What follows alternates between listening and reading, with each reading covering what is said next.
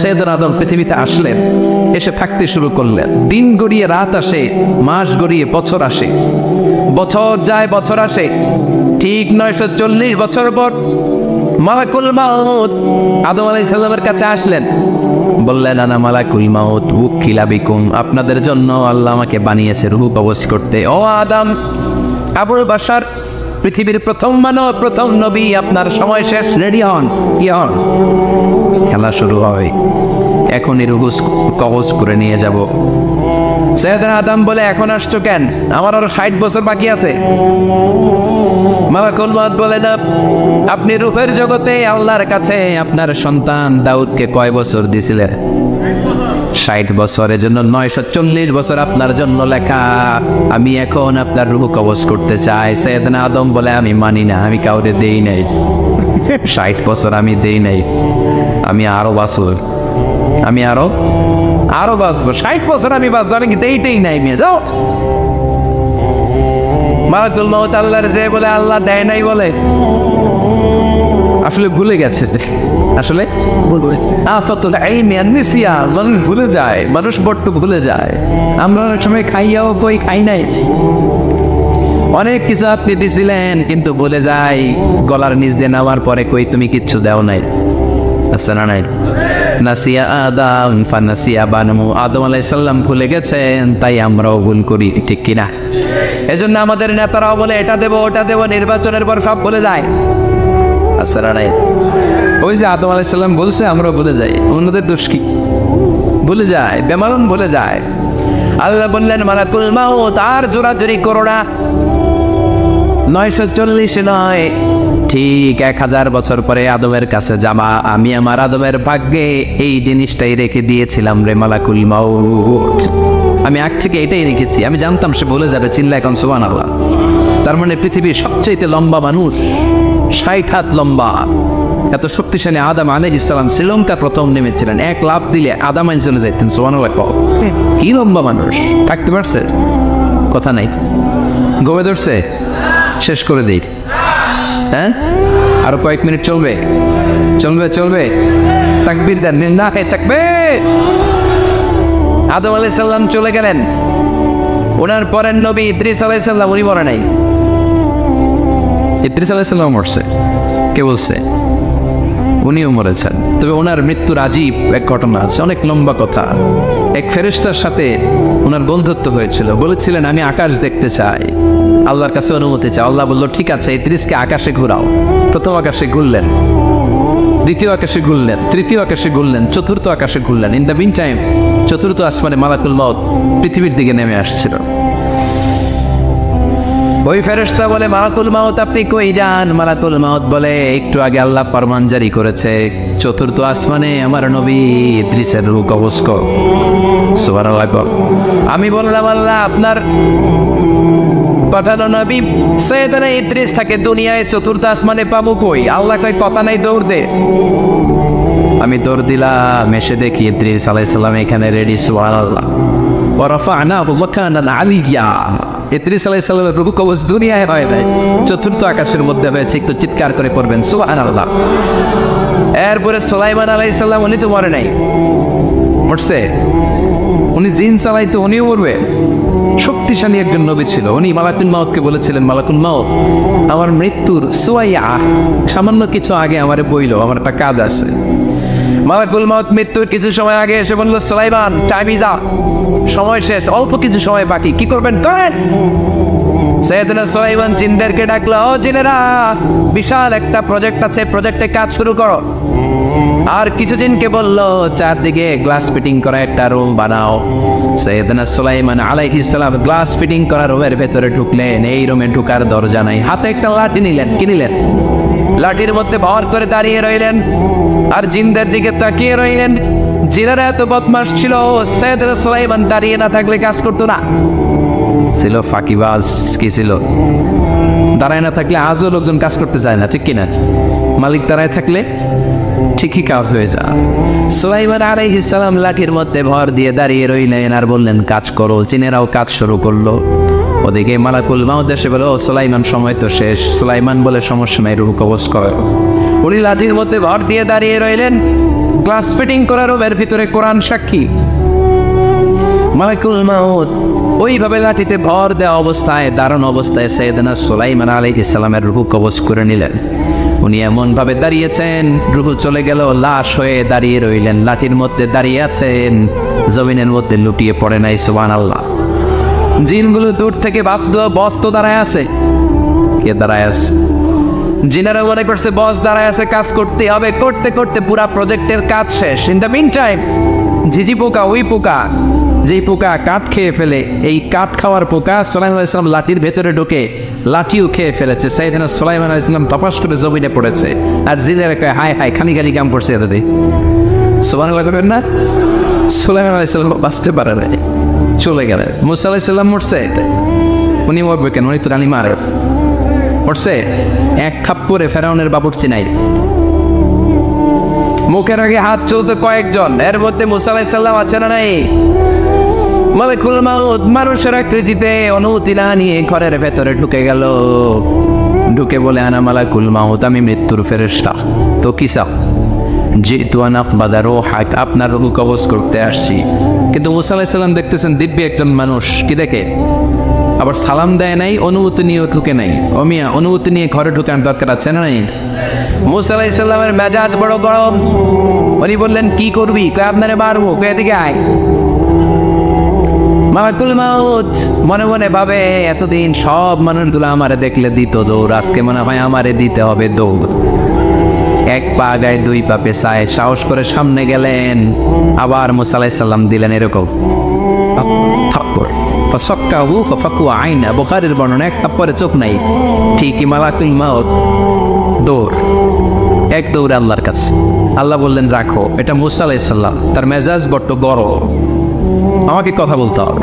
আল্লাহ বললেন মুসা, বুখারীর বর্ণনা, গরুর পিঠের উপর হাত রেখে দাও। রাখা হলো।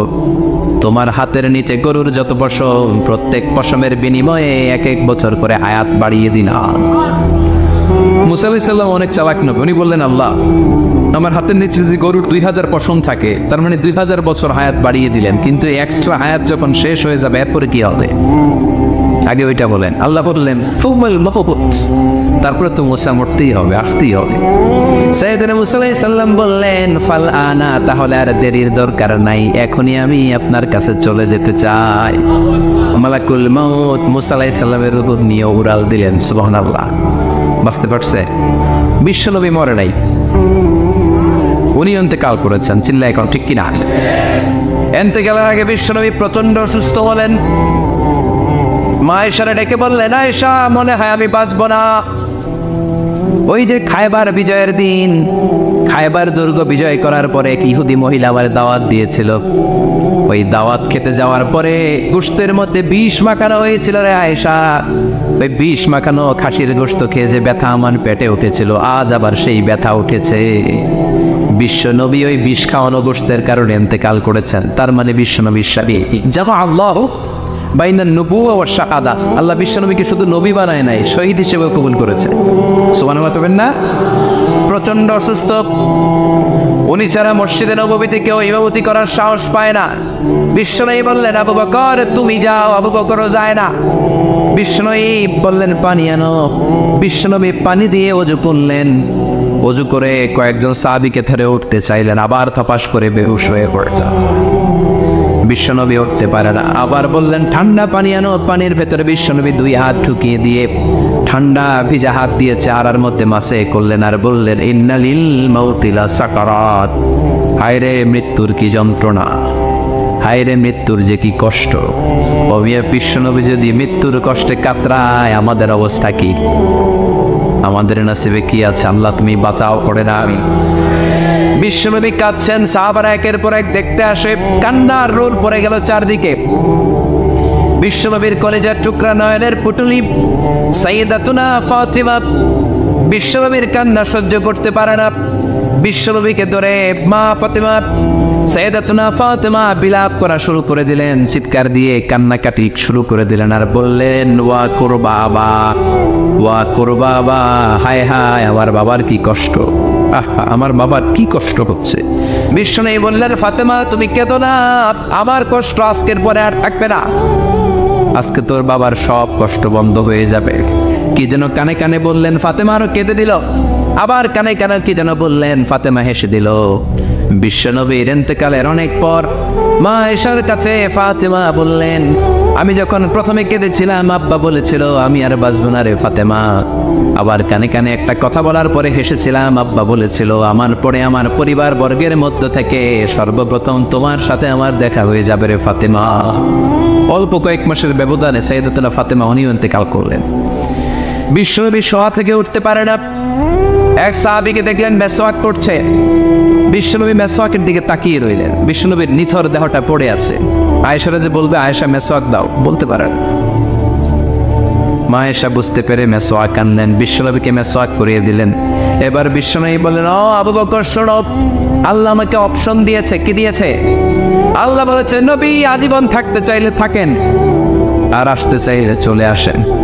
আমি থাকতে না চেয়ে আল্লাহর কাছে চলে যাওয়ার ইচ্ছা করলাম। সাইয়েদনা আবু বকর কান্না জুড়ে দিলেন। বিশ্বনবী বললেন, সালাত সালাত, ও আমার উম্মতেরা নামাজ তরক করো না। ইন্তেকালের আগে বললেন নামাজ ছেড়ে দিও না। আর বললেন, ওয়ামা মালাকাত আইমানুকুম, তোমাদের অধীনস্থ কর্মচারীদের সাথে খারাপ আচরণ করো। ঘাম শুকানোর আগে পয়সা দিয়ে দিও। আর হাত দুটো উঁচু করে বললেন, আল্লাহুম্মা ইলা রাফিকিল আলা, ও আল্লাহ আমি আপনার কাছে যেতে চাই। এই কথাটা বলে বিশ্বনবীর হাত দুইটা থপাস করে জামিনে পড়ে গেল। বিশ্বনবীও চলে গেলেন। থাকতে পেরেছে কেউ? চিন্নায় বলেন। এজন্য আমরা আল্লাহর কাছে ইমানই মৃত্যু চাই। কি মৃত্যু? আমরা উত্তম মৃত্যু চাই। চিন্নায় বলেন কি মৃত্যু? এজন্য মরণের আগে ইমান নিয়ে মরার দরকার আছে না নাই? বিশ্বনবী দোয়া করতেন, আল্লাহুম্মা রযুকনা হুসনাল খাওয়াতিম, ও আল্লাহ আমাদের শেষটা যেন ভালো হয়। শেষ কথা বলি, এদিকে তাকা, মনোযোগ আছে। বলতেন, আল্লাহুম্মা রযুকনা হুসনাল খাওয়াতিম, ও আল্লাহ আপনি আমাদেরকে ইমানের মৃত্যু দেন, আমাদের শেষটা ভালো করেন। কারণ সব ভালো তার শেষ ভালো। জানেন না এটা আপনারা? সব ভালো তার শেষ ভালো। আজীবন ইসলামের পক্ষে, আজীবন নামাজি মুত্তাকি, মরার আগে কাফের হয়ে মনে এরকম আছে না? মরার আগে শাহবাগের মঞ্চে উঠে ভাষণ দেয়, ভাইয়েরা আমার আছে না নাই? আবার আজীবন কাফের, ইসলামের বিরোধী, ইন্তেকালের আগে কালিমা পড়ে সব মাফ করায় আছে না নাই? বিশ্বনবীর শ্বশুর আবু সুফিয়ান, নাম শুনছেন? বদরের যুদ্ধে বিশ্বনবীর বিরুদ্ধে, মক্কায় বিশ্বনবীর ঘুমাতে দেয় নাই। উহুদের যুদ্ধে বিশ্বনবীর সাথে ফাইট, খন্দকের যুদ্ধে বিশ্বনবীর সাথে মারামারি, আহজাবের যুদ্ধে কিলাকিলি, সারাটা জীবন বিশ্বনবীর সাথে মারামারি। মক্কা বিজয়, কালিমা পড়ে মুসলমান হয়েছে। গোটা জীবনে যা অন্যায় করেছে সব মাফ করে দিয়েছে কে? এজন্য আমরা আল্লাহরে বলি, আল্লাহ কালিমাটা পড়তে পড়তে যেন আমরা মরতে পারি। চিৎকার করে পড়ে না আমিন।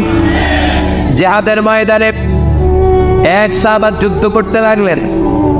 বুখারীর বর্ণনা, যুদ্ধ করতে করতে কাফেরদেরকে মারতে মারতে, হাদিসের ভাষ্য, লা ফাতরা ওয়ালা শাযা ইল্লা ইয়াতরিবুহা বিসাইফি, তার সামনে যত কাফের আসে সে কচুকাটা করে।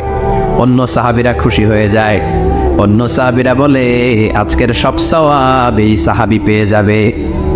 কিন্তু বিশ্বনবী হঠাৎ করে একটা কথা বললেন, ওই কথা শুনে সাহাবীরা অবাক।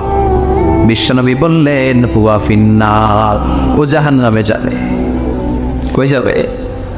জিহাদের ময়দানে এক মুজাহিদ সাহাবী কাফিরদেরকে মেরে শেষ, কিন্তু বিশ্বনবী বললেন কই যাবে? কথা কয় না। এক সাহাবী কয়, ঘটনা কি? এত বড় মুজাহিদ ফি সাবিলিল্লাহ কেন জাহান্নামে যাবে? আমি লুকিয়ে লুকিয়ে দেখি। লুকিয়ে লুকিয়ে ওই সাহাবী দেখে মুজাহিদ সাহাবী যুদ্ধ করতে করতে কাফিরদের বিশাল একটা ঘাটির ভেতরে ঢুকে গেল। মারতে মারতে মারতে মারতে হঠাৎ এক কাফেরের আঘাতে এই মুজাহিদ সাহাবীর ডান হাতটা কাটা পড়ে গেল। এবার ডান হাত দিয়ে ফিনকি দিয়ে রক্ত বের হতে শুরু করলো। মুজাহিদ সাহাবী আর যন্ত্রণা সহ্য করতে পারে না। যন্ত্রণা সহ্য করতে না পেরে কাতরাতে কাতরাতে নিজের হাতের ছুরিটাকে জমিনের মধ্যে গেড়ে দিয়ে ছুরির উপরে ঝাঁপিয়ে পড়ল। পেটের এই দিক দিয়ে ঢুকে ওপার দিয়ে বের হয়ে গেল, এফার ওপার হয়ে গেল, মানে আত্মহত্যা করলো। ঠিক কিনা? জাহান্নামী নাই? কথা কর।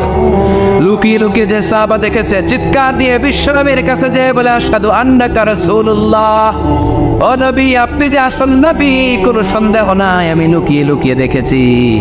ওই মুজাহিদ সাহাবা বেঁচে নাই, সে কাফেরের আঘাতে শহীদ হয় নাই, নিজের পেটে নিজে ছুরি ঢুকিয়ে আত্মহত্যা করেছে। আজীবন বিশ্বনবীর সাথী, মরার আগে জাহান্নামী। আমরা কেউ জানি না আমাদের শেষটা কেমন হবে, এজন্য আমাদের শেষটা ভালো হোক। ভেরি সেন্সিটিভ ইস্যু, আমাদের শেষটা ইমানের হোক। এখন যেমনি মাথা ঠিক আছে, বুদ্ধিমত্তার সাথে শাহাদাত বাক্যের উপর যেন আমরা মরতে পারি, আমরা পড়ি আমিন। চিল্লায় পড়ে না আমিন।